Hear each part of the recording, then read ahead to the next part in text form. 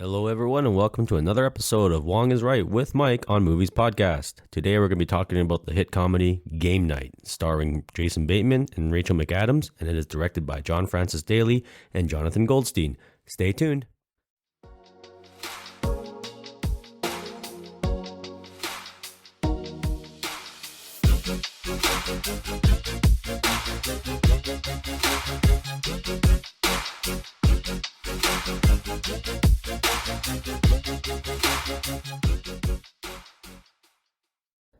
Welcome back, everyone. I hope you're having a great day. No way. I hope you're having a terrible day and we make it a little better. I'm joking. I'm chill. Freddie's giving me a look. Well, I don't think I've ever heard anyone say, I hope you're having a bad day. The worst look of disapproval ever. I did not give you a worst look of disapproval. What are you talking about? I just never heard anyone say, hey, I hope you're having a shit day and I can make it better. Hell yeah. You know, it's funny how you said that because this is a comedy we're talking about. So hopefully we can deliver some comedy nuggets your way and brighten up your day, regardless of the day you're having. But I personally think hope you're having a good day. Mike, it's on the fence, I guess. Yeah, it's here or there. I don't know you guys. Wow. Okay. Okay, back to the movie at hand. So we are talking about Game Night, which was released in 2018. It is a comedy, and it was directed by John Francis Daley and Jonathan Goldstein, who also directed Dungeons & Dragons Honor Among Thieves, which is an amazing movie, which unfortunately bombed. That's surprising. Yeah, I know. It's so good. And it was written by Mark Perez and stars Jason Bateman and Rachel McAdams. And also it co-stars Jesse Plemons. And I love Jesse Plemons. Like, he's such a good actor. Everyone should know who he is. I mean, he's in Breaking Bad, Killers of the Flower Moon. He's been Oscar-nominated performance in Power of the Dog. He's just an all-around great actor. But I just think he plays the best, like, sociopath, creep. I know him from that Johnny Depp Black Mass that you were saying earlier. Oh, yes. Yeah, he was in that. He's in a lot of movies, actually. He plays good supporting. Like, I hope he starts getting more starring roles because he always plays supporting, right? And he deserves to be. I thought he played a starring role in a love movie or a movie about relationships. Oh, I'm not sure. I probably haven't seen it, but maybe I'm crazy. Where they're like driving in a car and it's in the dead of winter. I don't know. Maybe I'm thinking of someone. I don't know. Okay, I'm not sure, but we can look it up after. Or the comments can tell us. Right. And this movie also stars Kyle Chandler. He plays Coach Taylor, I believe, in the Friday Night Lights TV show. And he's also in The Wolf of Wall Street and many other movies. So also stars Sharon Hogan. She is a great actress. She stars in the TV shows Bad Sisters and Catastrophe, both of which she was nominated for an Emmy, which is amazing. Yeah. Also stars Lamorne Morris, who's also in the New Girl TV series, and Fargo. He was in the season of Fargo, I believe. And also the stars Billy Magnuson. This was Mike's favorite character. Ryan? Yeah, Ryan. Yeah. Second favorite character. Okay. Jesse. Yes, that's right. Gary. He stars in the new Roadhouse remake with Jake Gyllenhaal and No Time to Die. Well, we were talking about it earlier. I was like, I wanted to see that movie. Yeah, you want to see it? The one on Amazon Prime? I just told Mike, I'm like, yeah, it's not that good. And then he's like, you just spoiled it. And I'm like, well, I just like Jake Gyllenhaal. I don't think I spoiled it. I think I just saved you from wasting your time watching that movie. I love Jake Gyllenhaal. He's an amazing actor. And but that movie, okay, you know what? Just watch it and you tell me. All right. It will probably become a debate movie. I'm like, yeah, I really like that movie. Yeah, probably. And then it also stars Kylie Bunbury, and she's in the Big Sky TV series, When They See Us and Pitch. So a lot of great actors, a lot of great talent, great ensemble cast. And I love the cameos in this too. There's Danny Houston, Michael C. Hall, who plays Dexter, and the actor that plays Dexter is in it, and Chelsea Peretti. You might know her from Brooklyn Nine-Nine, plays Gina. And Jeffrey Wright. I love Jeffrey Wright. He's a great actor too. The FBI agent, or the actor in it. He is funny in it.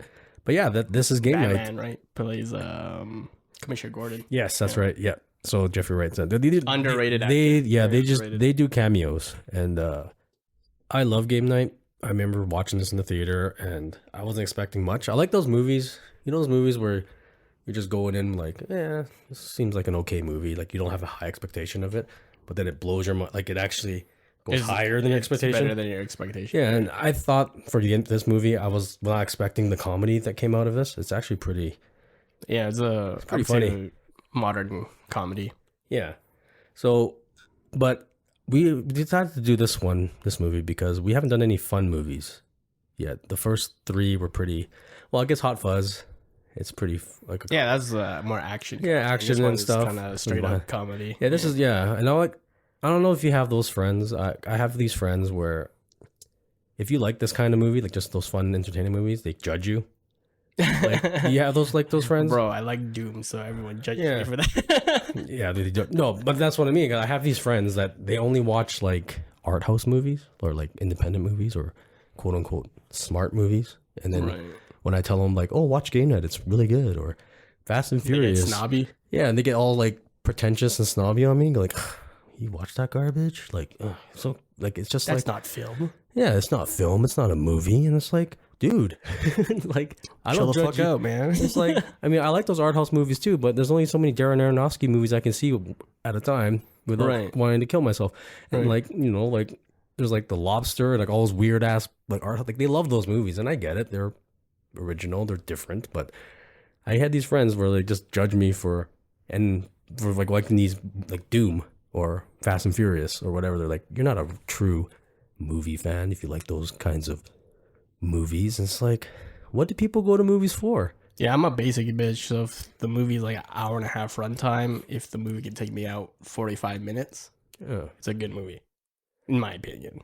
Yeah, the writing doesn't have to necessarily mean it's fantastical or grandiose, but as long as I had a good time, right? As long as I'm not checking my watch or my phone for what time it is, and I'm invested, it's okay. Like, it's who cares about the art house? Who cares about being fundamentally better than everyone else because you watch art house? Yeah, well, because I get people that recommend those kinds of movies to me, like, oh, you got to watch Midsummer or watch these like art house, like independent movies, and there's a lot that I like. But there are some that they recommend, and I'm like, this was dumb as fuck. Right, like Drive. Like I think there was like a preconception for Drive. People thought it was one movie, but it ended up being an art house movie. And a lot of my friends didn't like Drive. Yeah, I did. I liked it. I love Drive. Drive Drive's good. Great. But we got these when they recommend these movies to me. They're like, oh, you gotta watch this movie. And then when I don't like them, I'm like, oh, what'd you think? And I'm like, that movie was shit. and then they reverse it on me and go, oh, it's just because you didn't understand it. And I'm like, are you calling me stupid? It's almost, I'm not saying True Romance is shit, but it was overhyped for me. Yeah. Like, oh, you haven't seen True Romance? Yeah, Tarantino wrote it, an amazing cast. And then I saw it. I'm like, yeah, it's good, but it's not as good as you guys are making it out to be. Yeah. But I don't know if that was just like the bias of influence. Or but like, because True Romance was overhyped for you. Yeah. It wasn't an art house picture. It's actually a mainstream, right? But I'm just talking about when they recommend these like really obscure, really like The Lobster. I'm not sure if you've seen that. Killing of the Sacred Deer. Same director, by the way. He did those two. Really messed up movies. And that movie's fucked up. Which one? Killing of the Sacred Deer. Yeah, but I'm like, yeah, they're okay, but at the same time, like, these aren't movies I'm going to constantly keep watching. Yeah, I don't want to be depressed every time I leave a theater or a film festival. Yeah, but the reason why I bring this up is because, you know, I don't care if people like judge me if I like Game Night or those Fast and Furious movies or Doom. Like, hey, I know what I like and I like what I like. Right. I like everything. Stop gatekeeping. Yeah. And then I'm going to tell it, and I'm sure people listening, I'm sure you have those friends too that judge you for the movies you like or whatever. You say, you know what? Screw them. Right. You like what you like. You dislike what you dislike. It's your opinion. It's your thing. It's like, who cares what other people think? Is the reason why. Because like, I just remember when I recommend like these kinds of movies to my film buff friends, they're like, that movie, I'm not watching that. Stuff like, and just like, you should bring those friends in, and we should have a debate. Oh, I shouldn't say they're. Well, they're. I don't. They're not your friends. You knew them. I knew them, but it's just. I'm just letting people know, like, you know, you don't feel guilty for liking like movies that everyone thinks is shit. Street Fighter is a guilty pleasure. Yeah, you have your guilty pleasure. It's like, you have a guilty pleasure, keep at it. Keep watching them. Enjoy them. If they make you laugh, they entertain you, keep watching it. That's what movies are for. I think number one, entertain. Not to inform, not to like, you know, give you a mess. It's number one, entertaining. Right. To whoever the individual is. You could be entertained by horror, art house, comedy. It doesn't matter, But I think a true movie buff likes everything, Right. not just like The noir. yeah, just this one classical. thing. Yeah. Yeah. I got friends that judge me and shit. I'm like, you haven't even seen like Citizen Kane or Casablanca and stuff, and you're judging me for like liking these. You haven't seen the fucking classics that made cinema. I haven't even seen Citizen Kane. Rosebud. Yeah. Well, I was lucky because my cousin owned a video store back then, so we just rented those movies for free, and I got to watch them as a kid. Nice. So I got to watch all of them. But I just think that's what a true movie buff is your spectrum is completely wide. Like you like everything. You just love movies, period. Because when I'm sick, I'm not watching the killing of a sacred deer when I'm sick. I'm watching a comedy, something that has I'm no gonna watch thinking. Requiem of Yeah. I'm watching something that has no brain power needed. It makes me laugh, entertains me, and that's it. But some people just don't watch those movies, and it's okay. That's like I said, that's okay. But don't judge me for liking those kind of movies. Today Yeah, we're doing game night. Yeah, And today- obviously by the title, it's none of that art house shit. So yeah, game night. That's why I'm bringing this up because game night. There is no underlying themes. It's just a fun, hilarious, entertaining movie, and it stars amazing actors. Simple, easy to Yeah. follow. Yeah, You'll get the jokes. There's a lot of payoffs for some of those. absolutely. Jokes. And I'll break down the synopsis for you. So the movie is about a married couple, Max and Annie, and they host weekly game nights with their friends. One weekend, Max's brother Brooks is in town and hosts a murder mystery game night with them, but things don't go quite as planned. So that's pretty much the synopsis for game night. And I don't know, Mike, why did you like this movie? Well, actually, this is recently when you said you wanted to do this episode, it's my first time actually watching game night. That's right, yeah. And again, it's your simple modern comedy. There's no really that comedy at the time or people thought it was funny or, the comedy is very modern. You can probably watch this 20 years and the jokes there will probably still last. Nothing absurd, right? Very good modern comedy, in my opinion. The comedy, it's hard. I think the hardest thing to do in movies is comedy, to make people laugh. I've heard from every interview or director, the hardest thing is writing comedy. Yeah, and if you can nail it and make people laugh, then it's like you'll always like Hot Fuzz, perfect example. Makes me laugh all the time. Game night, I can keep watching this, and I'll always laugh at the jokes because there are some hilarious jokes and good payoffs too. Like in Hot Fuzz, how we said there's a lot of payoffs to the jokes. They do the same thing here. There's a lot of payoffs. Not as good as Hot Fuzz, but still memorable ones. Right. But there's not much to spoil here. I mean, there's not much to like. It's not one of those movies that has like oh, you gotta watch this with a clean slate. You can't go into like predestination kind of thing. It's just go and have fun. Like I think this movie's perfect for like friends, like to like literally having a game night, have it in the background. Yeah, have it in the background or watch it with a date night, a party. Yeah, with their significant other. Just it's a good date night movie, I think too. Right. Like it's a funny movie, and the reason why I like this is the characters. I like the dynamic between Jason Bateman and Rachel McAdams. They're like the perfect couple, in my opinion. Like Rachel McAdams is like the perfect woman for me in this movie. Like I was so all these green flags she exhumes. She's beautiful, number one, and she's very supportive of her husband. Like she doesn't berate him or anything. She's always got his back. She references movie quotes throughout the movie and I don't know, man. I don't think I've ever dated a girl that recites popular movie quotes. I know people who recite TV quotes, and this is where I have to disagree with you. Those people are fucking annoying. No, I'm saying because I'm a movie buff. Yeah, and I love movies, and for her to know that she knows. Well, the quotes, it's cool. It's cool for you. You two both like movies, if that's the hypothetical scenario. But I don't watch a lot of TV shows. But some people, not TV. Well, in general, some people kind of have their humor around the movies and TV shows they've watched, and you'll hear that same quote over and over, or hey, you remember the time in South Park when blah, blah, blah, and it's yo, chill. It's cool to talk about, but I don't want to hear it 24/7. Well, I just mean in the context of she'd reference movie Yeah. Like well, but that's your thing. Yeah, that's like both of them. yeah, when like, something's hypothetically, happening, if you were dating her, you're both. That's perfect. Yeah, right? I just thought, and then plus she's Canadian. Canadian actress, gotta support your Canadian artists, right? And both of them, even Jason Bateman, like they just support each other. They don't argue as much. Like when her Brooks, because he's got that rivalry with his older brother, and she'd support him. It's just they have a good dynamic duo. We got to go back in the spoiler section because that rivalry is so funny. Oh yeah, for sure. And then like her, just the way she just kicks ass too. Like she's a tough girl too. Like we'll go into spoilers. Yeah, but like if we don't want to spoil that stuff, but Rachel, I just like the duo between the two of them. They had good chemistry, the actors. Jason I Bateman agree. And Jason I think the whole cast was pretty good. And Jason Bateman, like he's good in everything. I love Jason Bateman, like his dry, witty humor. Like he's I really so liked sarcastic. him in that spelling bee one. Oh, what was it called? Where he's kind of like anti-hero-ish. Yeah, he's an asshole. Spelling bee, just to beat these little kids. Like I loved him in that movie. He's so funny. Oh, Bad Words, I think. Bad Words, yeah. And I also liked him in The Gift. The Gift is he's a well-rounded actor too, just like Rachel McAdams. They're both can do comedy very well, and then they do good dramatic roles, like Ozark, right? Jason Bateman, if you ever listen to this, please play more bad guys.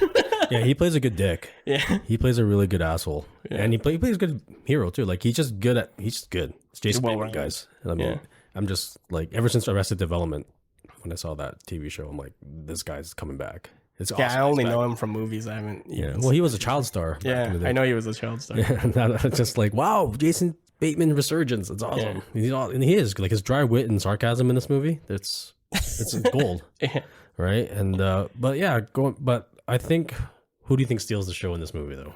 In this movie, Gary, yeah, absolutely. I think Gary and Ryan is for me. Gary and Ryan. It's Gary and Rachel McAdams, but I just love Jesse Plemons plays Gary, who is a cop, next door neighbor who's a cop, and I don't know, just thinking about it right now, it just makes me laugh because his character, oh my god, the little shit he says is so funny. He steals every fucking scene in this movie. He chews it up so well, and I don't know how many takes it must have gotten him to get that right, like just from him being so like creepy. He plays like this creepiness and he delivers it so well.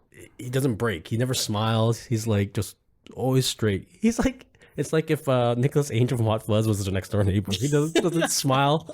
Just that straight edge cop. That's pretty much if he grew older. Very direct, blunt.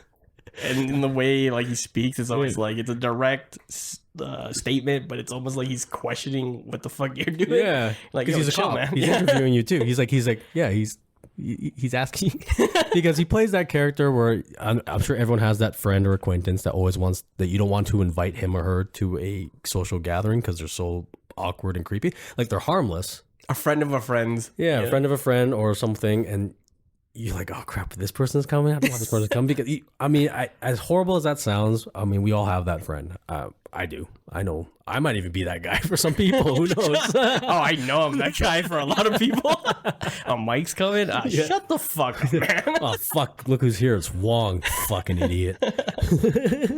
But that's who Gary is because he plays the next door neighbor, and he was married to one of their friends, and they get divorced, but he still lives in that house. Who's the next door neighbor, and he loves game nights with them. But I just love their exchanges, man. But we'll get into spoilers on that and the jokes. But it's not really spoilers. That's literally the first 5 minutes of the movie. Yeah. But man, he's just. But we all have that friend. You just don't want to invite, but you will because unless you're a complete asshole. But maybe Mike is. Sometimes. This person's going. Nah, I'm just gonna stay home. It's you that doesn't go out. You're like, I'm out.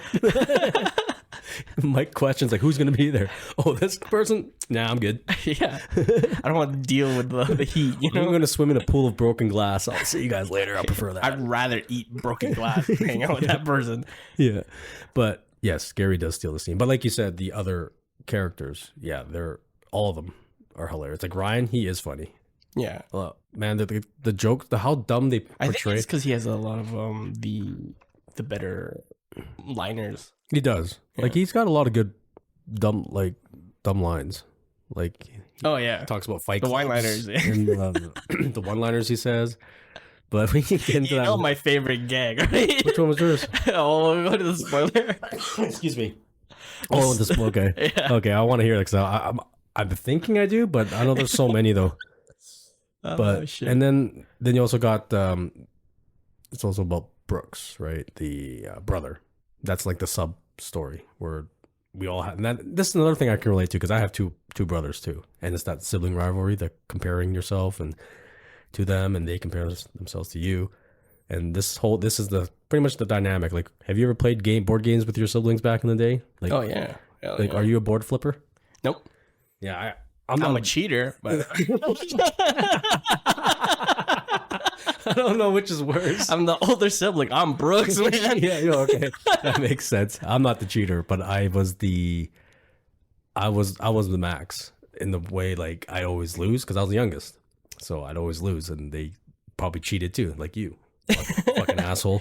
And there's the electronic Monopoly where you slide in the cards. You're like, oh put -1,000, +1,000. Oh, wow. Well, I never played the electronic Monopoly. Yeah, they're just cards, so there's no money. Oh, okay. But that's where I already relate to Max. Like, you feel for that character because, like, oh man, he's been. Because it's funny because he gets like, everyone compares, like, even like when they're in the doctor's office, and Is he tall? yeah, is he good looking? Like, he's like, yeah, he's good looking. Like, and then the doctor, like, That's a rough, man. yeah, like right in front of him, like they're already like setting up the doctor on a date with his brother.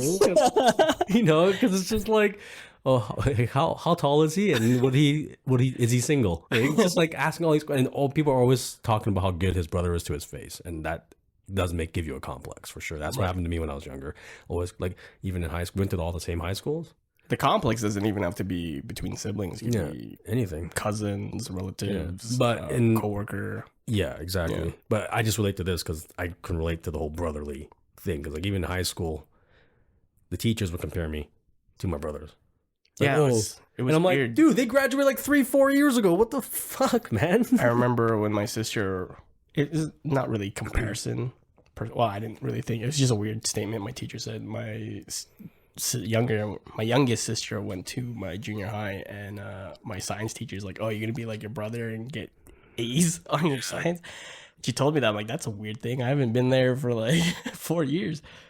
Yeah, exactly. And that's why it's a good. I like the dynamic between them because it sets that up, that whole character, the whole development of the characters, the arc. Yeah, because because his brother is kind of douchey. Brooks is he's a douchebag. He's a dumb douchebag. Right? He's charming and everything, but he's a douchebag. He's very passive aggressive, you know. Remember how they insult his house?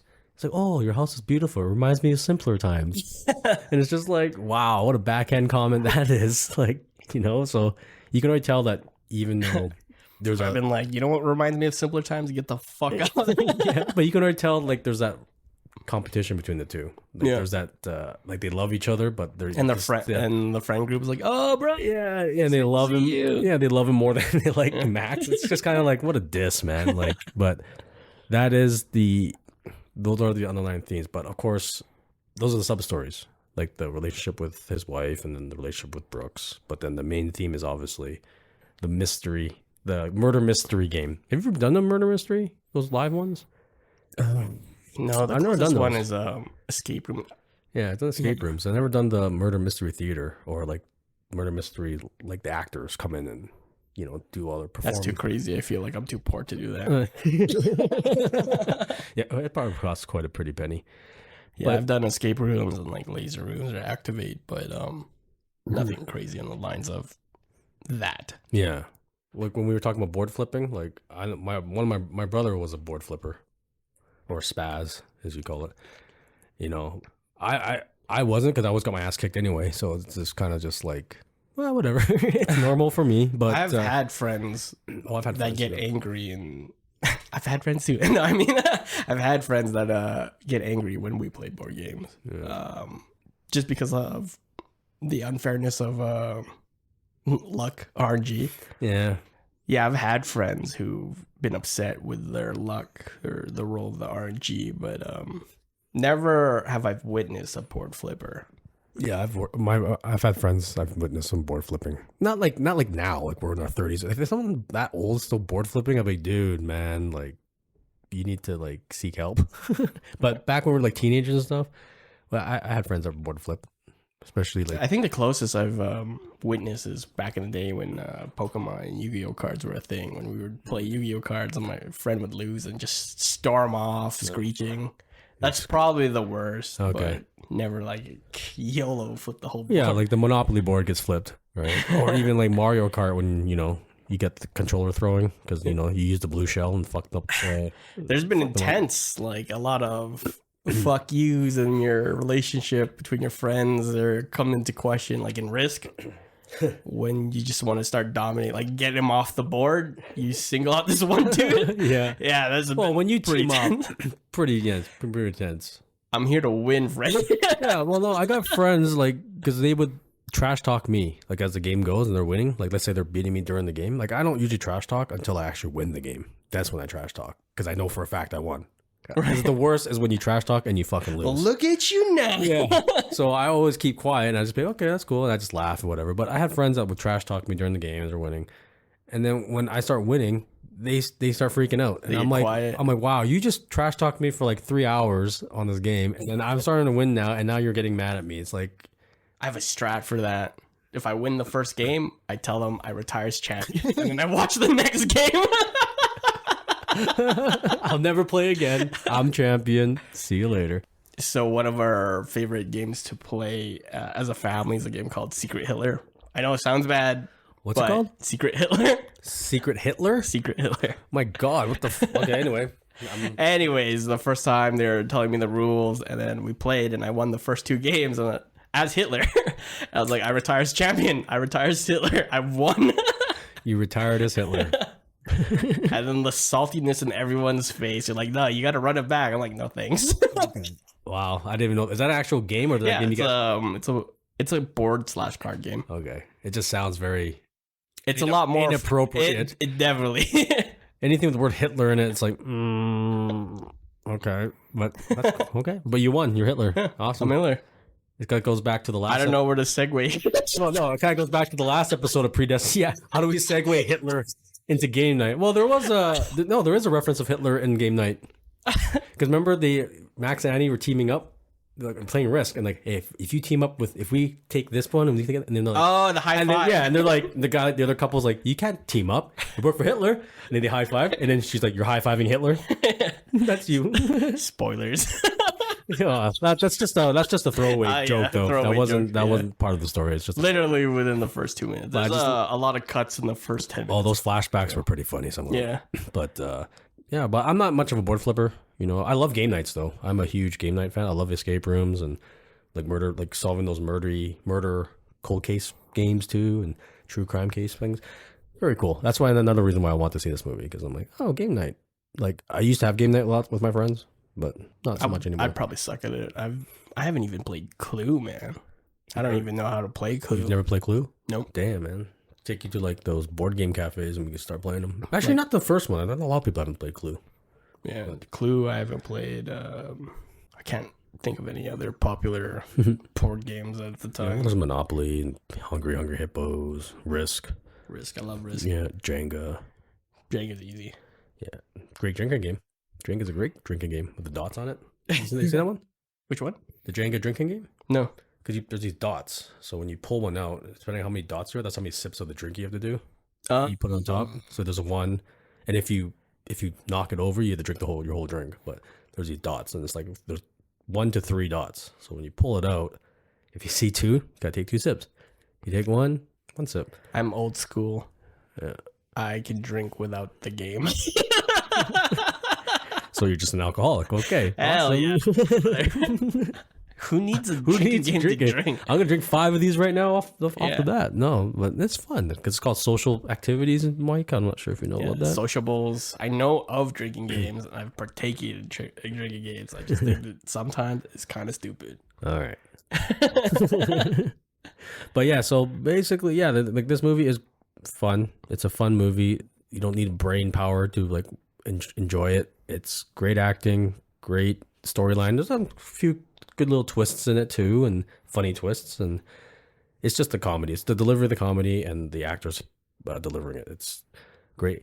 You know what? Another great thing about this is the cinematography. You notice that? When I watch comedies, I don't notice cinematography. This is very clear, yeah. Not only that, it's just there's that. crispy. Did you notice those like aerial shots when they do the city? It makes it look like game pieces. Yeah, I was mentioning that the earlier, lens. the tilt shift Yeah, lens. the tilt shift lens. Yeah. FYI, you guys can do that with your phone with a filter now. The miniature makes it look like a miniature because of the focal point compared to everything else. Yeah. Well, it's very cool how they did that to make it look like the game pieces, like the neighborhood looks like the Monopoly houses. Yeah. It's kind of very cool. I heard it was based off to make the movie look like the Game of Life. Right. But originally, that makes sense. I thought it was CG at first until they got really close, and then all the clarity started getting in. I'm pretty sure it's a camera lens. Searched it up, and it ended up being a tilt shift or whatever the lens is called. Very cool. I'm gonna try that then.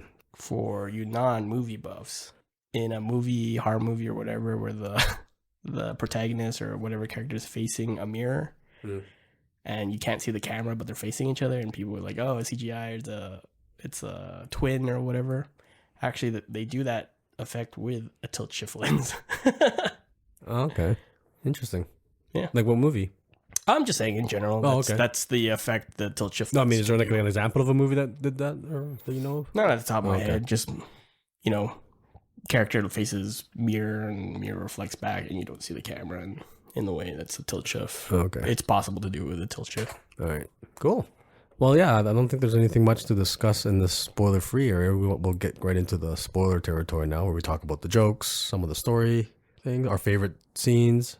We're probably not going to break down the entire movie because you don't need to. This is game night. I mean, come on. Yeah, pacing is pretty good for this. Yeah, it's only like an hour and 45 minutes long. It's one of those. Actually, before we go, it was one of those rare movies. I'm like, oh, it's already done. That's a quick movie. Yeah. It feels quick. Feels quick. It has a good pace, like you said. Yeah. It has a good pace. And the jokes. It doesn't lull anywhere. It just keeps going. It ramps up. I mean, there are some plot holes. We'll discuss that later.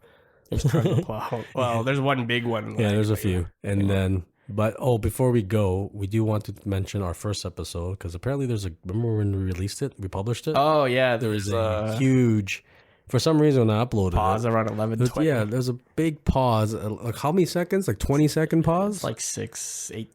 It feels long just because it's dead air. Because it's just dead air. And apparently, because when I edited it, it was fine.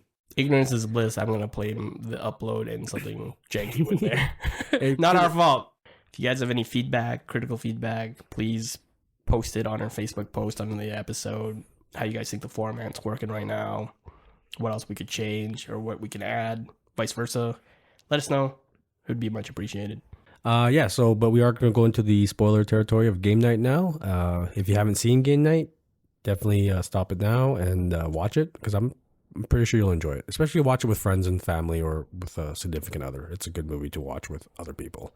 Hope you enjoy it. But yes, come on back after this and listen to the the spoiler part of the of the movie.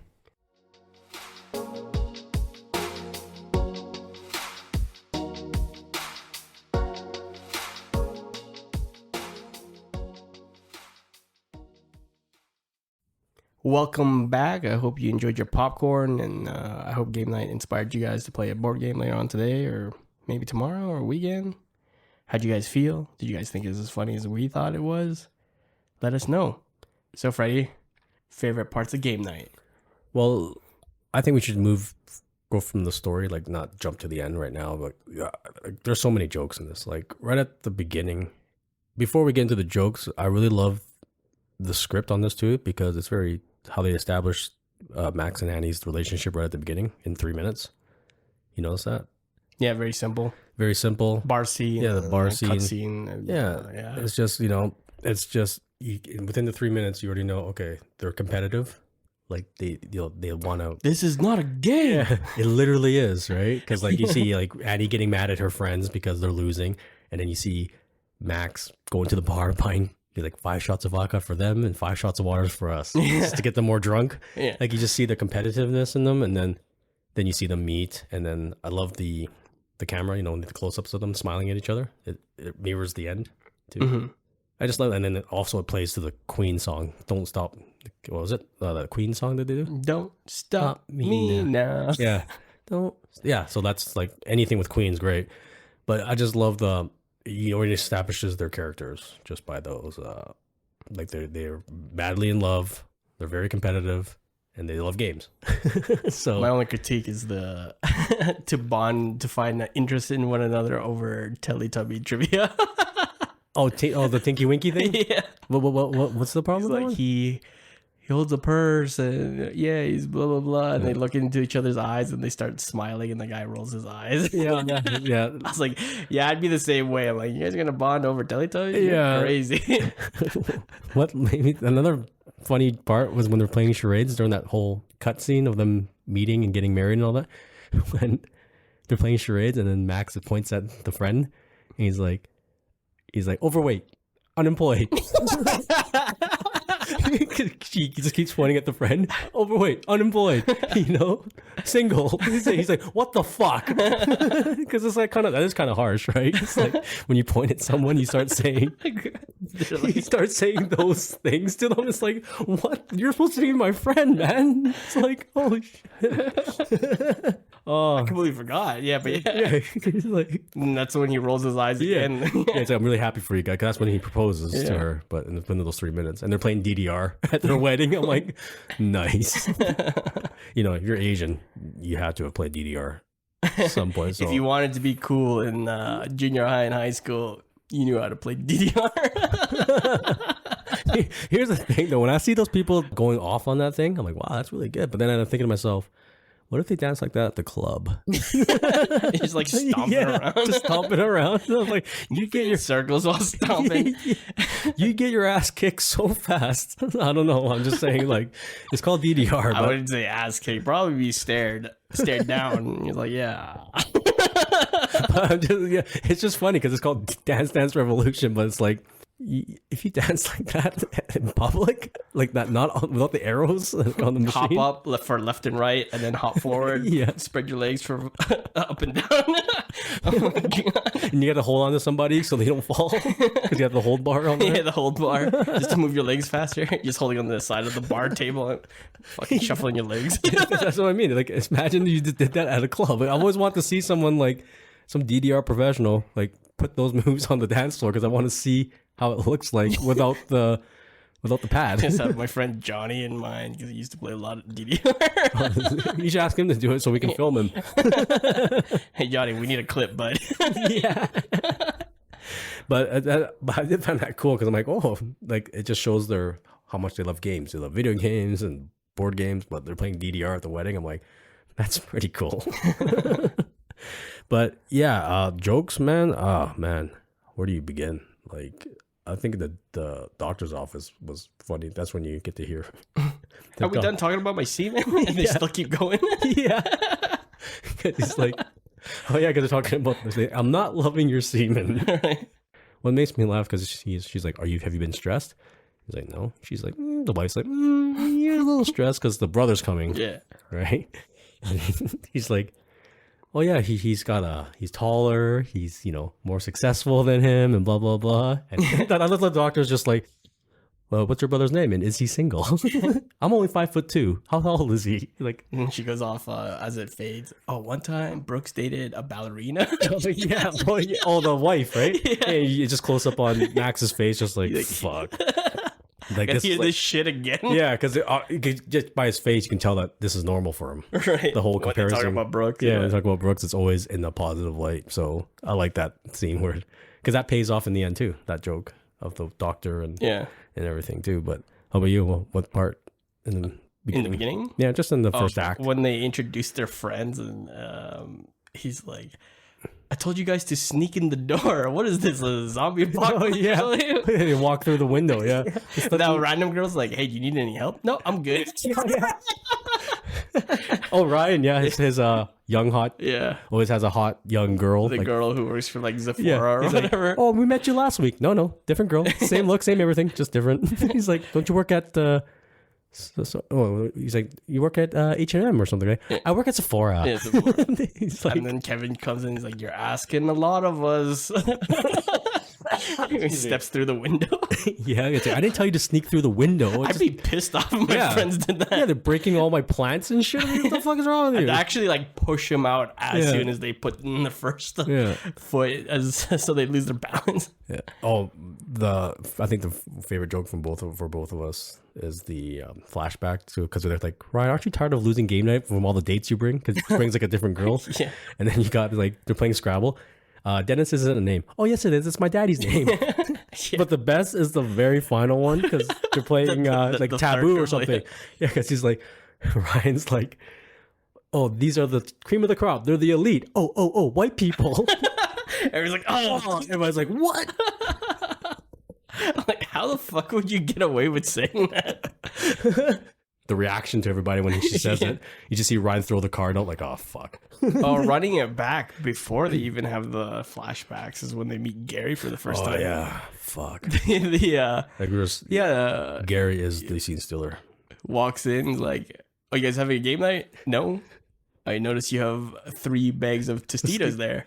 Oh yeah, they were having a 3-for-1 deal. How does Frito-Lay make money on that? I was like, dude, that's so funny. It's like 3 bags of Tostitos scoops, I've noticed. Oh yeah, they're having a special. 3-for-1. 3-for-1? How is that profitable for Frito-Lay? And he's just like, these corporations, man, I don't know what they're doing. Because I do feel bad. You feel bad for Gary though, because you know he just wants to be included. You know, the friend's ex-husband. Yeah, the friend's ex-husband, and who happened to stay as they got divorced. Because even though, like I said, we have friends like that. You know, I always feel bad if I don't include them, right? Because I'm not the kind of guy to go, fuck, I don't want that person there. I'm just more like, oh shit, you know, like they're there, but I try to be as, you know, social with them as I can, inclusive as I can. But I felt bad for him at the same time. But I'm at the same time like, I don't know how he can just play that role so good. Like he's just so good at playing it straight, and it's just so creepy and awkward, and it's just the way he plays off the other people. And oh man, yes. Yeah, Gary's my favorite. Gary is. I'm pretty sure everyone that's seen this movie will think Gary is the best. All right. Like, there's no way. He's like Tom Cruise in Tropic Thunder. Like he is the scene stealer. Like no matter what. Like as good as everyone else is, it's Jesse Plemons' character in this movie, that it steals every scene he's in, and you know you just love the guy. Right? It's hilarious. But yeah, but if you've seen the game night, you know that they do the when Brooks comes with the stingray. Oh yeah, and that's turn off your car. Yeah. What? Actually, that was funny too because you see Max looking over at the neighbors to see if he's at the door, and he's not. He's like, "Turn off your car," and he looks over. He's like there all of a sudden. It's like a horror movie. Yeah. It's got that creepy stinger. And then Jason Bateman's like, still wearing that uniform. He's always wearing the cop uniform. Yeah, he never actually. I don't think he ever. Takes it off. He's always wearing the cop uniform. No. At the end, he takes it off. Oh, in the very end, yeah. But the Green Mile. Yeah. I was like, no wonder they don't invite this guy. No? Yeah. Oh yeah, he draws himself crying. How's that the Green Mile? Well, this is me at the blah blah blah theater crying at the end of the Green Mile. I would assume that everyone cried at this movie. How are we supposed to get that, Gary? And then you realize, like, yeah, I can see why they don't invite him to game night. Oh my god, so good, so good. Gary, nice try, Gary. He did save their lives, so. Sort of. Not really. No, he showed up just to get fucked up. I just get shot. And he's like, man, what is this, a twist? Like, you've already showed all your cards. And he like touches the bullet hole. He's like, ah. Yeah, he's like, wait a minute. Just feeling the blood in his fingers. Like, uh-oh, this is not good. But yeah, when Brooks comes in, you get to see the competitiveness and like how passive aggressive he is. The Merlin Manson thing. Oh my god, so funny. That was so bad. I felt bad for Max. Like, oh my god, why? Like, what a dick! Just to throw him off his game. I have not really talked about embarrassing like stories that are that embarrassing for my siblings. I don't think I've ever. Well, I don't think. Well, none of us have ever done anything that extreme. Well, I would just in general. I don't think I would embarrass. Yeah, I would. If my siblings did something stupid. Yeah. But like it's like the story of like American Pie, you know, when you fuck the pie, right? Yeah, it's like that kind of like story you would tell. Like, yeah, but it's that kind of story. I'm like, oh man, why would you tell? But he said it because he wanted to win, to throw him off his game. And then Ryan's just like, did you blow yourself? Just the last sentence. Max, I think you blew it. You just didn't want to tell anyone. Oh yeah. So yeah, it's like, I would say you blew it, but you won't tell us, will you? I was like, oh man, what a dick. You can already tell that Brooks is like a fucking douchebag, asshole. He's an older brother, isn't he? Yeah, older brother. Yeah. But it's great that scene. It kind of shows the relationship between his brother, between the two. Yeah. But then we get to the next week when when Brooks invites them to his house for a secret game night, right? A surprise game night, right? And I love before they go, they see Gary again. He's like, I was gonna invite you guys for some lamb shanks. My ex left the recipes. Yeah, he's like, I bought 5 lamb shakes. They're being marinated in red wine. Yeah, and he's like, I would like to hope that she left it for me out of goodwill, but I'm pretty sure it was an unintentional oversight. And then Doc starts licking his face, and he doesn't even react to it. Just looks at them all creepy. And I was like, fuck, man, this guy's just killing it. It's about the part where they get in the car. He's like, what? Oh, yeah. What? What'd you say? We didn't say anything. Oh, I thought you said something. Not us. And then it's just like so awkward. Like, has that ever happened to you when someone does that to you? Like, go, what? Because they think you said something and you're like, what? Oh, dude, I've done that. I've done that to people. I'm like, sorry, what'd you say? I remember in one party, I was lit out of my mind, and there's my uncle's house, and I was like, huh? He's like, what? I was like, what'd you say? He's like, huh? Like, did you say something? He's like, I didn't say anything. Oh, I'm sorry. Yeah. It's just That's actually happened to me. I think it's happened to everybody. It's happened to me both ways. Like I would do it if someone did it to me. I'd be like, what? I didn't say anything. Are you sure I heard it? I'm like, no, not me. It's just, it's that awkwardness because you're trying to like, they did it so well in that because they get into the car and then Gary's like, what? They have to get back out. Excuse me? It makes me miss some of the dry humor comedies that were predominantly in the early 2000s. Yeah, it does. Like, it's just, so then they get to the house, and then that's when Brooks is like, we don't need any board games, we don't need any pieces. It's a murder mystery just party. Throws the board game. Yeah, it just throws them like, because Annie's like, Rachel McAdams' character is like, oh, we brought some games if you don't have any. Oh, thanks. He just launches them across the room. Like, dude, if you did that to my board games, I'd fucking kill you. Yeah, board games are not cheap. Yeah. Like, would she bring Life, Scrabble? I'm like, yeah, bro, like Scrabble alone, bucks, like, man. Yeah, I was like, that's a wooden board game. Yeah. But he just launches them. He's like, we don't need pieces for this. This is going to be a murder mystery. And then the whole thing is like, whoever wins gets his stingray. And that's another dick. What, just the keys? Oh, yeah. Oh, no, because that's a dick punch to Max, too, because that was Max's dream car, and then Brooks bought it for himself. So it's kind of like another, like, dick move. Right. Like, he bought his dream car, like, motherfucker.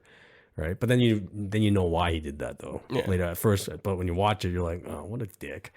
Right? But yeah, he's like, gets the keys to the Stingray. The keys? Yeah, and then Ryan's like, just the keys? No, Ryan, the whole car. It's just like... I fucking love Ryan. Yeah. But then he brings that new date, and she's not a young girl. Like, she brings Sarah. Someone his own age and like is smart and intelligent, not older, like, right? Older, and they're played by Sarah Hogan, I think that's her name. Was she head of communication? Sharon Hogan, yeah. Head of What was her name in the movie? Sarah. Yes, that's right. And she works with him. Yeah. And then he's like, she's smart and British. She's a triple threat or something like that. I'm Scottish. No, I'm Irish. Oh, Irish. Same thing. It's not. Ryan's like, it's the same thing. No, it's not. Just Ryan. He's so ignorant. So ignorant and awkward too. And I love when he references like, hey, you know what rich people are doing right now? Fight clubs. Right? He's like, Ryan, stop listening to that stuff. I know. He's like, Ryan believes everything he reads. Thank you. They're playing that. What was that other game they played before the game started? They playing that drinking game. What was it called? Oh, I forgot. Ever have I ever? Yeah. And then he's like, ever have I ever looked onto the MedMD page to look up what was it? Symptoms of chlamydia. Yeah, symptoms of chlamydia. And then Ryan's like, you're not supposed to do. You're not supposed to single anyone. You're supposed to say like, have I ever dated a celebrity? And then the other girl, Michelle, takes a drink, pay off for later, and then she drinks a sip, and then they're all just like, "Uh-oh." She's like, "No, it was just independent from the drink. I was just a coincidence." And he's like, "Well, why are you breathing like you just got off the elliptical?" I'm not. What are you talking about? Yeah, so that's another subplot of like them trying to find out which celebrity she slept with when they were on the break. Right? Yeah. She didn't cheat on him; they were on a break. I kind of like it how each couple had their own thing. Yeah, they did. Yeah, it wasn't just Max and Annie. They weren't just. They're a little bit wasted in terms of character development, but I feel like the movie instantiated it very early. But I'm glad they had their own kind of things to sort out. Exactly. Yeah, because like, you know, Sarah and Ryan, like he started getting attracted to her. The dynamic between like dating a dumb guy and then dating someone smarter than you, and their dynamic, and then the whole cheating thing. I was on a break. Yeah. Friends reference. And then Annie and Max is the baby. Yeah. They all have their own, each couple. And then the subplot. And then Gary wants to be in game night. Yeah. And then Brooke and Max's dynamic. Like there's a lot of most of the characters had some sort of purpose. There's a lot of layers to the story. There's the main one, the driving it, but then they have all these subplots, which is good. I just love going back to that chlamydia joke, and then Ryan's like, actually, it wasn't chlamydia. It was something else. Oh, it's just from me not washing my pubic wrath. Yeah, it's from me not. Or you get it when you don't wash your crotch. Yeah, I fucking love Ryan, man. He's so good. Everybody's just like, yeah, thanks for the share, Ryan. Like, that's so gross, man. He's got no filter. That's what I like about Ryan. He's that guy that has no filter. He'll just say whatever's on his mind, which is. When he said that, it's funny when you don't wash your crotch. I'm like, oh man. So this is a pretty adult movie, like the jokes and the swearing and stuff. It's pretty is it like adult. PG? No, it was 14A. Oh, 14. Yeah, it wasn't rated R or anything, but well, I guess because the whole airplane part. Yeah, and then the swearing too, and like the all that. But I can't wait to get to the whole celebrity joke thing. That's so good. I mean, if you've seen it, you already know where we're going with that. But yeah. It's awesome. But then yes, that's when just when the game starts. After they found out that Michelle slept with the celebrity, she got saved by the doorbell because she's like, oh thank God. And that's Commissioner Gordon comes in. Yeah, the cameo of Jeffrey Wright. Yeah. Mr. Commissioner Gordon. He comes in dressed as the FBI agent, and he's like talking like this. He's like, I'm the FBI. One of you was going to be taken tonight. Like he's got that gruff Jason voice. Bateman, like, the FBI asked like normal people to help. Yeah, it's like, isn't this a job for the FBI? Why are you asking us? Like, shut up, all of you! Right? And then I love that because the delivery after he says this like long, right? He goes normal, lighthearted. Yeah, he's just like, before we begin, I just need to know. I'm obligated to say, does anyone here have any food allergies? He's so serious, and then he just goes, before we begin. And then that's when someone breaks in the fight door. Scene begins. Yeah. And then Brooks is like, "What are you doing? I know this is a game, but you can't do that to my door." And they start punching him, beating the shit out. Yeah, I had a problem with this scene, even though it's pretty funny, but it's on the borderline of reality. Like it's really like you're like that would not really happen in real life. My problem was like I felt like the fight scene was a little too long. Yeah, and they were not so much of like what is broken, but it's just the duration of it. Yeah, because they go through like the living room first, and then they smash everything in the kitchen, then go back over the fireplace. Yeah, because I think that's like it's like 3 minutes. I was gonna say like 5 minutes, and it felt long. It felt like a 10-minute fight scene. It was funny, like the part where they're like, "Oh, you gotta try it," because obviously the friends think this is part of the game, so they're like, "Oh, just try this cheese. It's great." That. Yeah. What was the other part in there that was funny during that fight scene? Oh, I can't remember. But anyway, yeah, that it did go too long because like if I was in that scene, if I was like my friends, and then these guys are like fighting in the house and they're breaking shit, I'd be like, I don't think this is a game. The table. The table. That's the table gag. Yeah, because it's like the cliche. The table? Yeah, the table gag is so funny. And the guy's like, that's some strong glass. Yeah. Because usually, in any movie, when a guy falls on a glass table, it breaks. Shatters. Yeah, but in this one, it's like, boom. It's like real. They're trying to do like an action trope, but it doesn't work. Yeah. It's so good. That is a strong table. Because it's Kevin that notices it all the time. Because remember later, they did when he tackles the guy in the mansion. Yeah, tables are acting weird today. Because that doesn't shatter either. Right. Two people go on the table and it doesn't even break, they just fly over it. And like, That's great. Those payoff gags are really Right. good. But yeah, then Brooks gets taken, and he's like actually freaking out because he's like trying to tell them this is real, and they're all just like, "If you guys follow us, we'll kill him." All right, you take care now, Max. You take care. Well, that was really good. They start clapping and stuff, and it's just like, what? That's great. Like, oh, just right off the bat, I'm like, this is gonna be a fun movie. Just from that, I'm just like, I can't wait to see where this goes. Yeah, and then that's when they have to like figure out the scavenger hunt. They're trying to find their first clues. Yeah. Remember Ryan sees the Jeff Wright passed out and starts kicking Kicks him? in, like, natural Daniel Day-Lewis. Yeah, he's like, well, don't kick him. Like, he's a natural Daniel Day-Lewis. Yeah. It was, he kicks him twice, doesn't he? Yeah, the first time, and then before they leave, he just like kicks him and then he leaves. I'm like, damn. Yeah, he's like, he's so good. I was hoping they would bring back that dialogue. I know I'm cutting here, but No, that's good. where they get the phone call where it's like real. And he's like, I don't know why, but my head hurts. I was kind of hoping he would say like, and my ribs. Oh yeah, and my ribs hurt. I wish that was a payoff, but he's just like, my head hurts, and the host got actually taken. Yeah, I love it. He's like, and I quit Disney cruises for this shit. But what other scenes that stands out to you? I don't know. It's just a stupid gag where they see the skylight and they're in the study. They see the skylight and I was like, I know that's gonna topple over and breaks through the door. Like, damn. Yeah, Ryan's just being a dick. He's like, I'm just being a dick. Locks him in that room. Yeah. When they're and they all cheat except the only ones that didn't cheat was Kevin and Michelle. Yeah, that's true. Yeah, because Annie and Max located his phone, Brooks's phone, to use the locator on his phone, and then Sarah and Ryan, they did they called the actual game place and finding out what the address was to go and pay him off. They're gonna go bribe them to get the answer, and it's only Michelle and Kevin that are actually trying to play legit. And that's probably funny. Me. That'll probably be me. You're probably one of the cheaters, like you said. And going back before the fall gag, that whole conversation, and like, who'd you sleep with? Oh yeah, but it's like, is it Denzel Washington? No. Okay, thank God. He's like, oh, thank God. And then it pays off later. Yeah, it pays off later. And he's like, is he over 40? Yes. It's Tommy Lee Jones. Ew, no. Fucking love Tommy Lee Jones. He's a great actor, but it's just funny the way he delivered that. He's like, he just asked two questions. Is he an actor, and is he over 40? It's Tommy Lee Jones. It's like, it could be anyone. That's who he picks. That's what made it funny.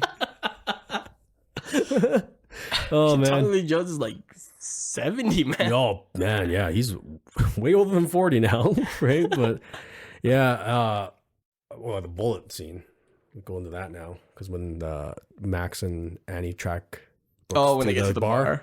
Oh right? Man, they still think it's a joke. When a movie frightens you in a different way and it's not a horror movie, it stands up. Yeah, because I like movies like that where the people in the movie don't know what's going on, but the audience knows. Yeah, because you don't know what they're gonna do because they're so oblivious to what's going on, and you're just like, oh my god, they're gonna fucking kill each other.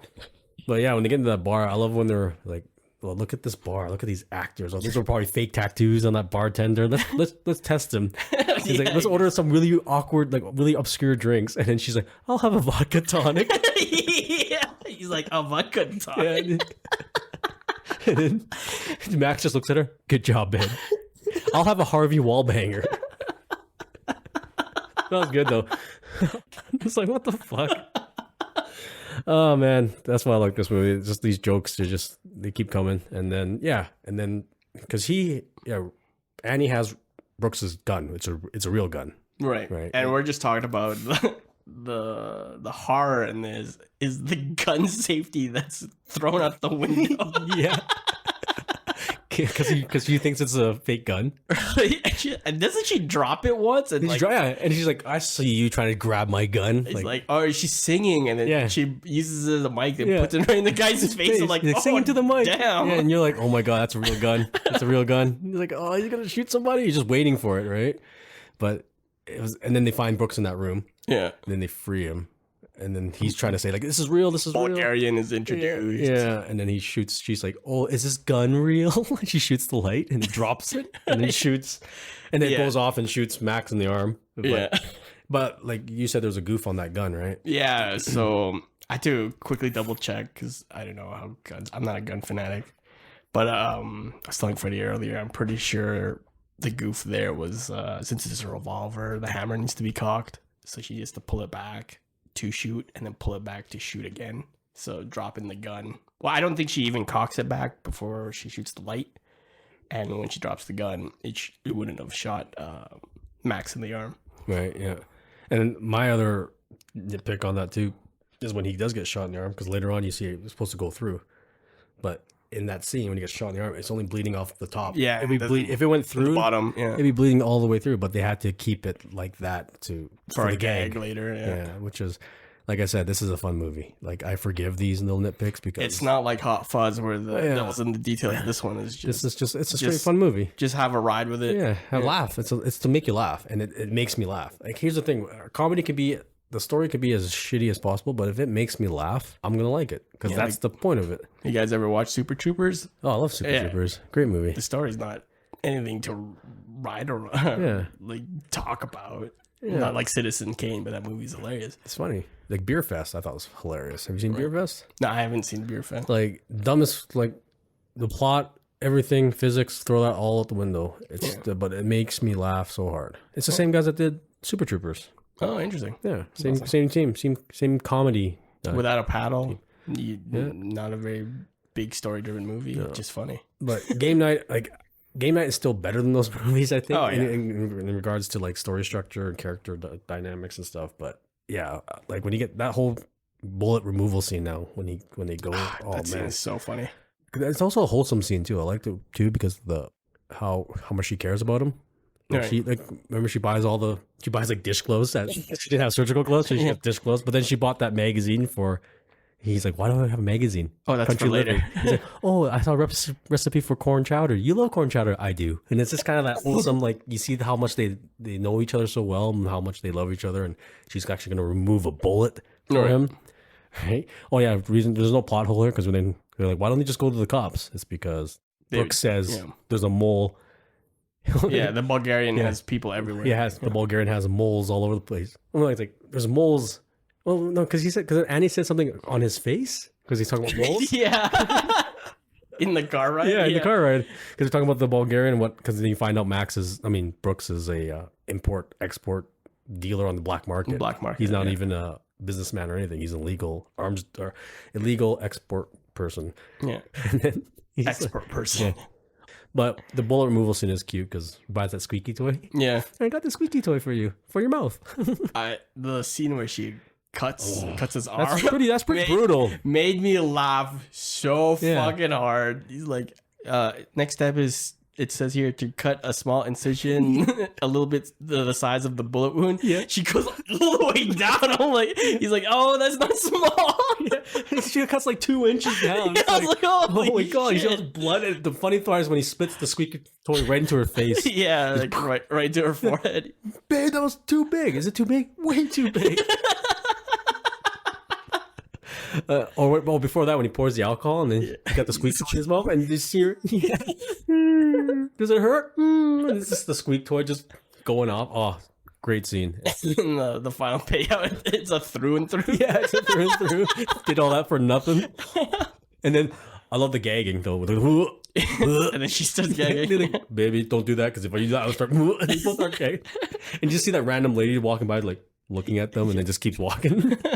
Great scene. I just like that scene because it does show how much they care about each other too. It's got a lot of because you gotta care about the characters.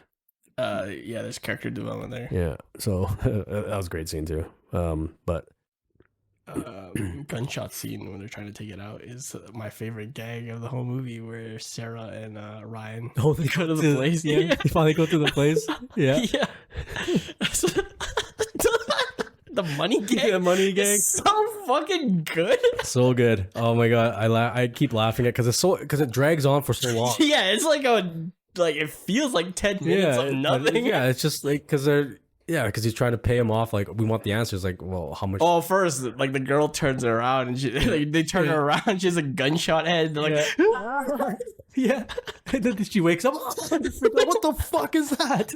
It's like, oh, sorry, I just came back from a gig and I'm really tired, so I fell asleep. I was playing as a cadaver. Yeah, I was playing a dead body. He's like, was the baby part of it? Oh no, I'm actually pregnant. He's like, oh, why do you have to be pregnant? Yeah. He's like, no, that's real. He's like, oh, thank you. And that's actually Congratulations. Yeah, Thank you. That's Chelsea Peretti.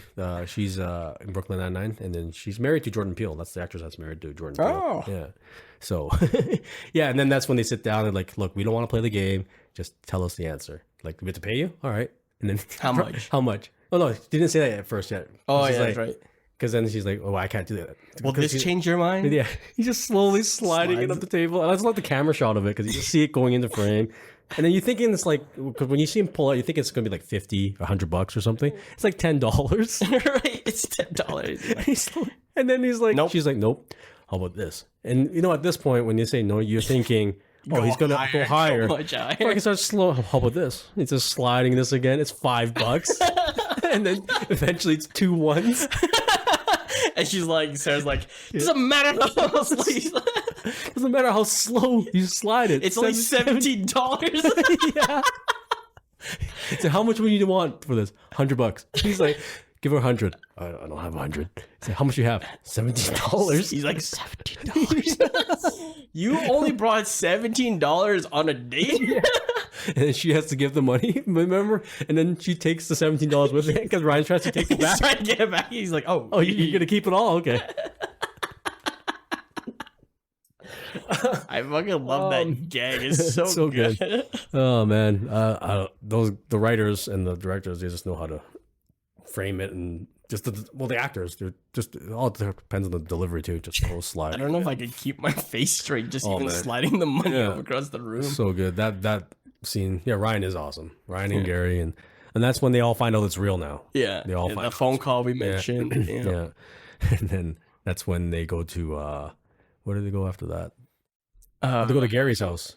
Yeah, I think they regroup and they figure out how to find the Bulgarian, and they figure out like Gary has a police computer, right? Yeah, because he's a police officer. He's next door. Because go back to Max and Annie's house, and then we get the Jenga scene. Oh, I love this scene before that when they knock on his door, and they're like, "Gracious, what brings you all here?" Because he's all happy that they're there. It's like, "Hey, Gary, we just wanted to do a game night." Oh. Isn't his face covered in food? Or? No, he's just holding his dog. Oh, is his dog? And he's just like, well, I'm happy to hear that. And he doesn't even say anything. He just slowly backs into the darkness. Yeah. And then they're all just like, do we follow? And Ryan, go. I'm scared.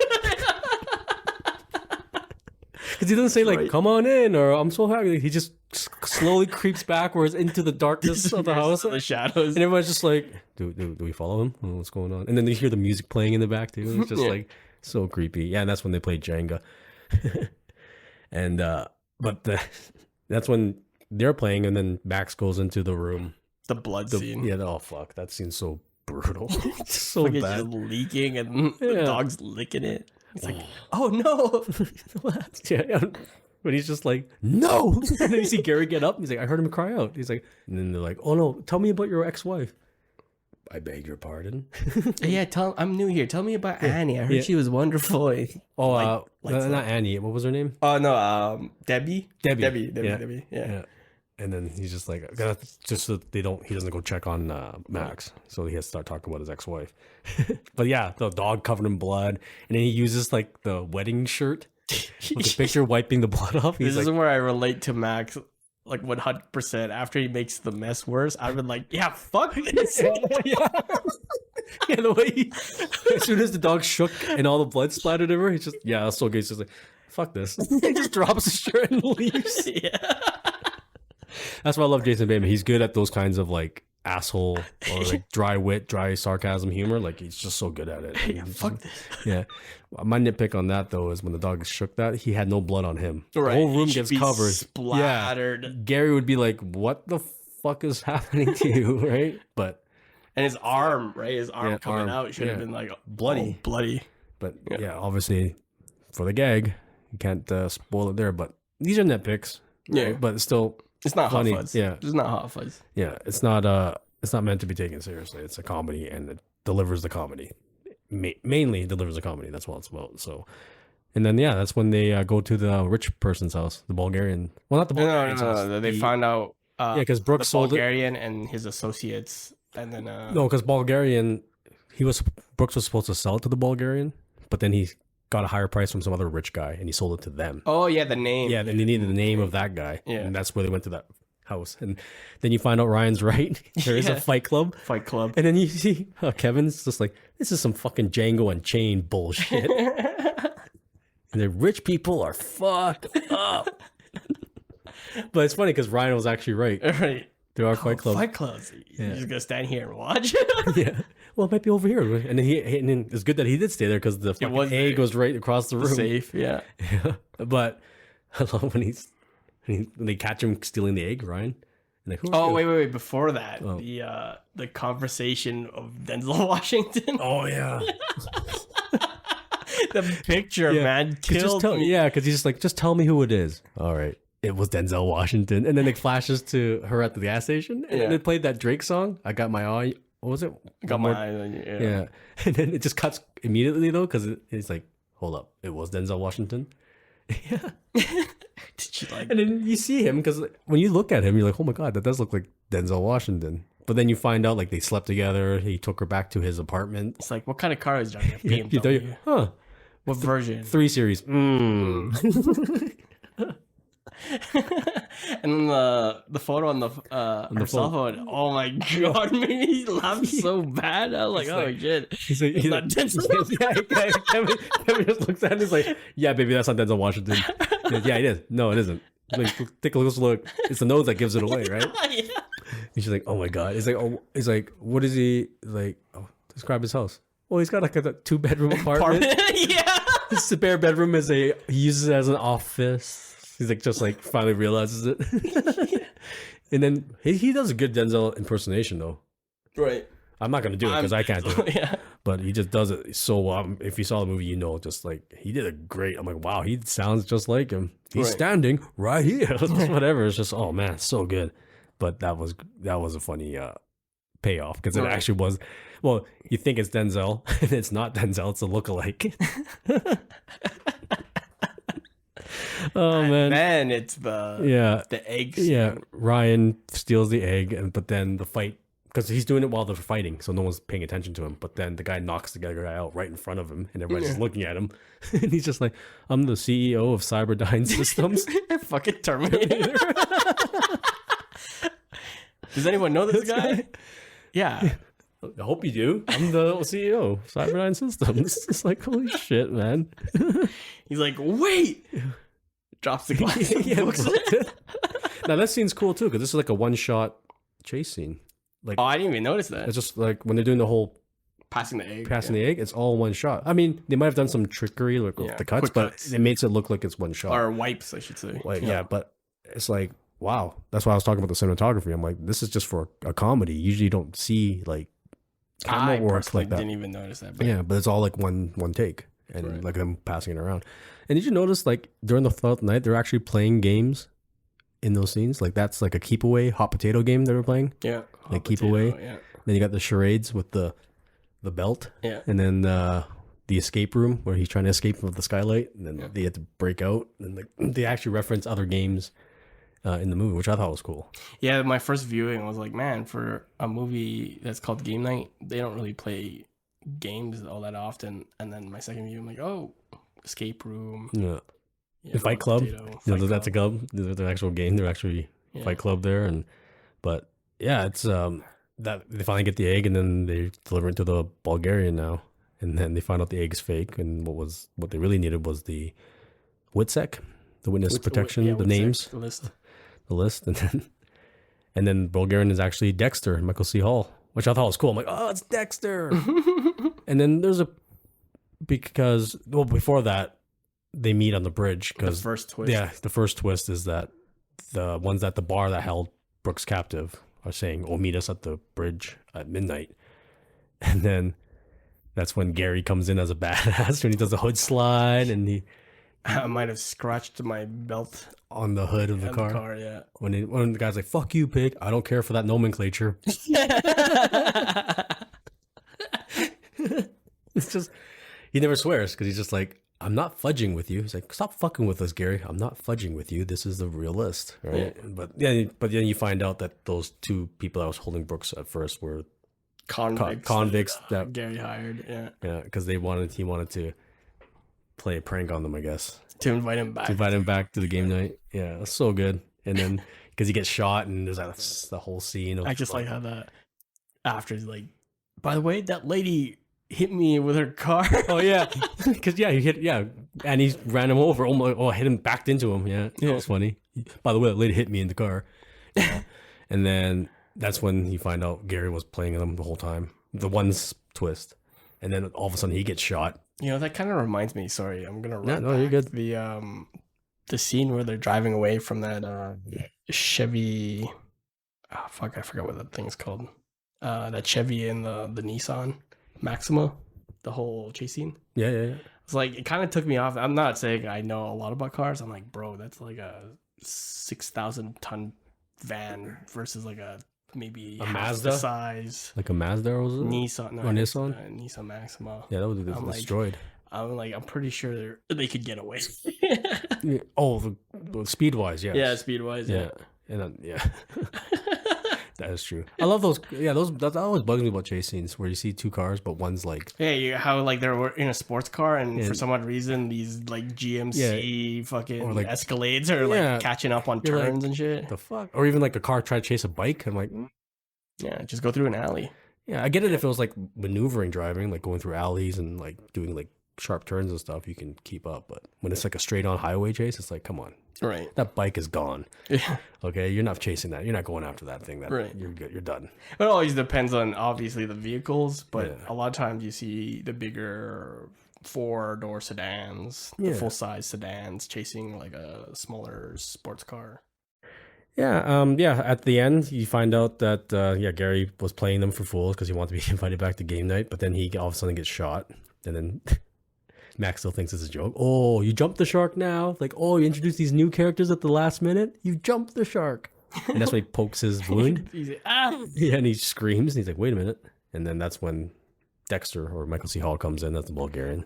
Ooh, here's another nitpick. As the Bulgarian who runs an alias, you would think he would just have them all shot so there's no witnesses, right? Oh, on the bridge. And the whole reason he's getting the WITSEC is because the WITSEC have something on him, but he just left more witnesses. I was like, that's a huge plot hole, man. Well, you don't really understand why he wants the WITSEC list. I'm assuming he's going to court. Or out of that, who he is. Yeah, or he wants to sell it. Yeah. We just never know. I wish we would have known why he wants the WITSEC, what's the purpose of it. But that's true. It's just like, why would you go? But I never really looked too deep. I just thought first viewing, I'm like, that's weird. I did look. I was going online and I saw the thing on game, that whole scene there when they say, should we kill him? He's like, no, they haven't done anything wrong. Only this one. The people are saying that's like a Dexter reference. Because he doesn't kill. They haven't done anything wrong, so he's not going to kill him. He's like, only this one. And he does do that in the TV show where he does the finger poke. I've never seen Dexter. Oh, yeah. I mean, it's great the first like 4-5 seasons, but then it goes downhill. Unfortunately. When they run too close to the sun, right? Yeah, it does. Well, I loved Dexter, but then it kind of derailed, unfortunately. Did the Game of Thrones derailment. Never seen Game of Thrones. Yeah. It's I'm like the 1% for everything. It's okay. Here's the thing, like, even if you saw Game of Thrones, you'd just be like, fuck, that was a waste of time.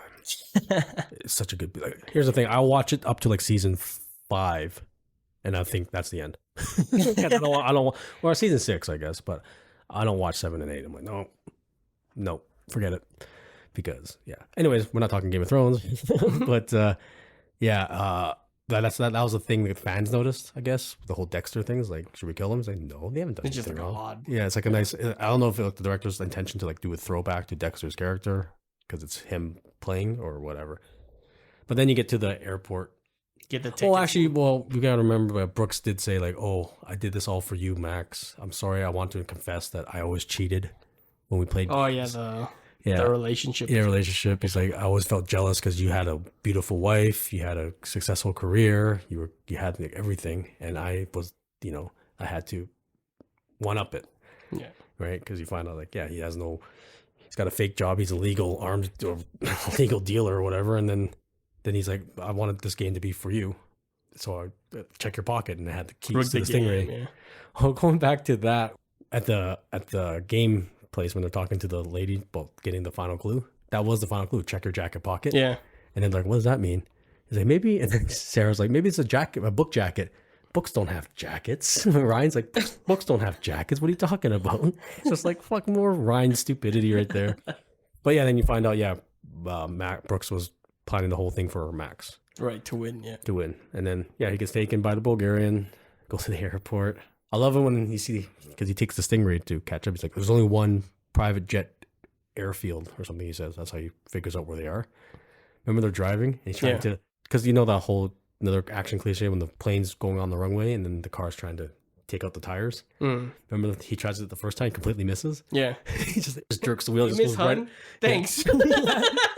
He missed, hun. But, oh, man. I like this final scene, too. It's pretty funny. I mean, it's... the belt scene. Yeah. Charades.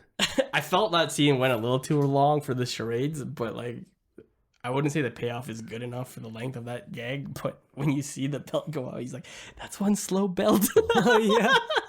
Good payoff. Because you think it's going to smack him in the head and knock him out. But steps back. Yeah, just this long linger pause of seeing the box so slowly loud, go out. Too.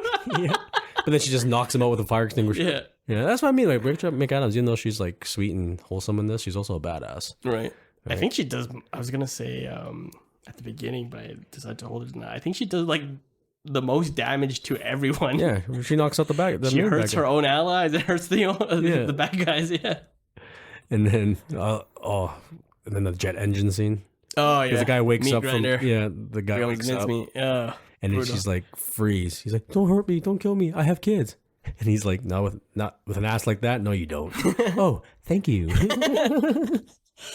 Oh no! Or he's like, gets minced. He's like, oh yes. Yeah. Oh no, he died. Yeah. Oh, that was brutal. Yeah. I wasn't expecting that because like they're fighting on the plane, right? And then they hit the on button on the jet engine, and thrust. The thrust, and then the guy just got sucked into the engine. I'm like, damn, that's nasty. Yeah, Rachel McAdams. Yes.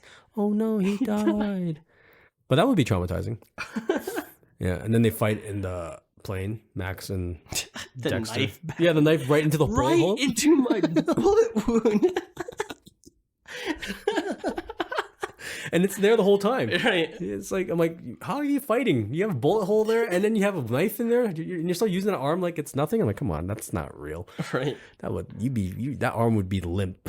You're done. Yeah. And then they fight, and then that's when Annie drops the fire extinguisher on the guy's head. Yeah, knocks him out. I'm like, damn, Annie, you're just knocking everyone. You're like the savior of the whole fucking movie. She's the hero. Yeah, and then that's when he ties him up. Ties him up like the Marilyn Manson thing. Marilyn Manson joke, yeah. Yeah, the bungee cord. There, yeah, the payoff, yeah. And right when the bungee cords come out, you go to naughty places or whatever he said. Yeah. Go to if there's bungee cord, go to that naughty place. Yeah, that was a good payoff too. Like, there's a lot of good payoffs in this movie. Oh, I agree. Not as good as Hot Fuzz, but still a lot of jokes do pay off. The glass table, the bungee cord, the Denzel Washington thing. Hey, actually, there's a post-credit scene with the Denzel Washington. Yeah. When I rewatched it last night, I saw it with fun. Debbie. Yeah, with Debbie, with Gary's ex-wife, and he hooks up with the Denzel lookalike. I'm like, oh man, this is fucking classic, right? But and the thing with this movie is, there's no deep meanings to it. There's no inspirational moments or anything. It's not like, oh, look at the metaphors. It's just a movie to laugh at. Yeah, and that's why I like it. And there are people that that just like these kinds of movies. Yeah, nothing special. Yeah, they're not looking for. They just want to laugh, entertain, and this is a great, like we said, it is a good movie with friends, and it's a good one just to spend a few hours just laughing. Or if you're sick or something, you're not feeling well, this is a good movie to pick you up. I think, like Mike said at the beginning. I hope you're having a bad day so that we can cheer you up. I completely forgot. I was like, what did I say at the beginning? Oh no. But we hope, like, if you watched Game Night and if you were having a bad day, I hope, like, when watching Game Night, it kind of helped pick up your spirits, because movies are very therapeutic for me in that way. If I'm feeling like down or sick, I love watching comedies. Nothing serious, just comedies, and I'll watch a whole bunch of them, and it makes me laugh and it makes me feel better. And Game Night is definitely one of them. When I'm sick, I'll watch Game Night for sure. And do you have a movie that you watch when you're sick? No. I just like to watch movies. Gotcha. Even if like something therapeutic to me is cleaning. I think cleaning is very therapeutic. Yeah. And I'll throw on a movie. If it's not music, I'll throw on a movie in the background as like clean. Yeah. Not like Killing of the Sacred Deer or anything like that. We could talk. We should do that movie. I keep referencing that movie. That movie's pretty brutal. It is pretty brutal.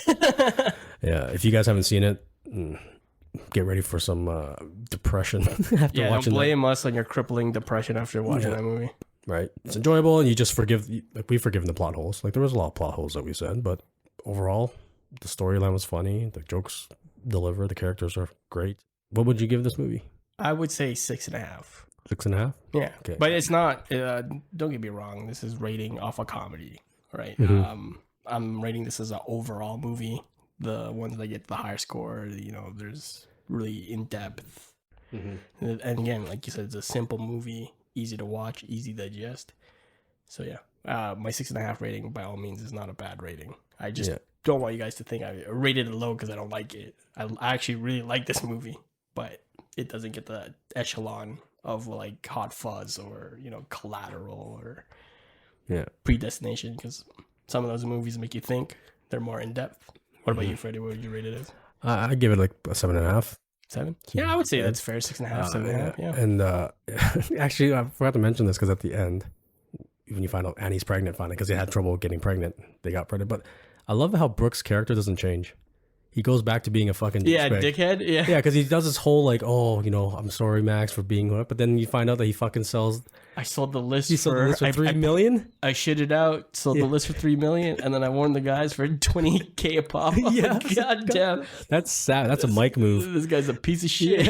Yeah, because after his whole heartwarming moment with his brother, you're thinking he's going to be a changed man, better person. Yeah, and even Max said that. He's like, hey, I know that this is hard for you, but everything will get better. He's like, what are you talking about? I shit out the list and sold it for $3 million and blah blah. He's just like, that's funny. I thought that was funny too, because usually you have a character arc for him, like cleans up. Yeah, cleans up, gets better, but no, he becomes a dick, and he's dating the doctor now. Yeah, to be honest, like if this movie continued, have you ever thought about what would happen at the end of the movie? Yeah, like Collateral, if we said for Collateral, like what would happen with Max and that's funny. Their names are Max and Annie too. Whoa. It is, wasn't it? Freddie just gave me a weird look of connection. I just was like, that's hilarious. Those are their names, wasn't it? Max and Annie in Collateral. Yeah. This is, fuck. That's crazy. Anyway. Look at that. Wow, that's a crazy connection. I didn't realize that because when I said Max and Annie.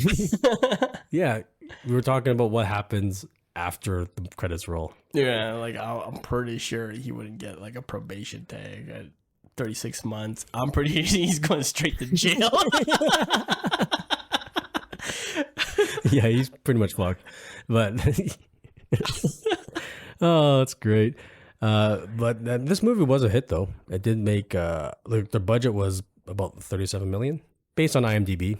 It was $37 million, but it grossed $117 million worldwide.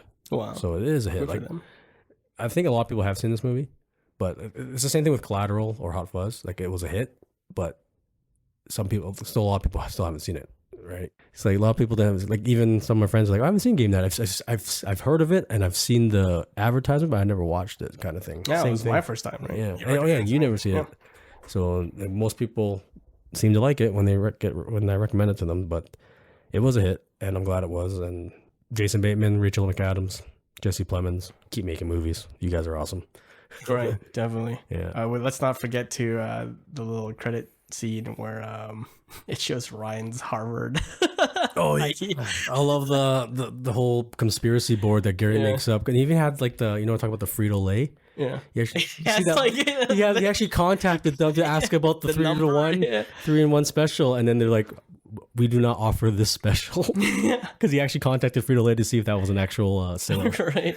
He did this all within a week. Yeah, he did it all within a week, and then you see the IDs. You got like Annie's card, which is a yoga card. Then you got Max's driver's license. But then you see Ryan. It said he graduated from Harvard, and he's like the dumbest guy. And I'm thinking to myself, are they just making fun of Ryan because he's so dumb, even though he graduated from Harvard? Like, he might be like educationally smart but not street smart, or are they making fun of Harvard that they breed these kinds of it's fucking savage. It's pretty savage. Well, I thought that was pretty funny. And and then you get to see Gary practicing sliding over the car. Video. I like how the one where he like tumbles over it. Yeah. So good.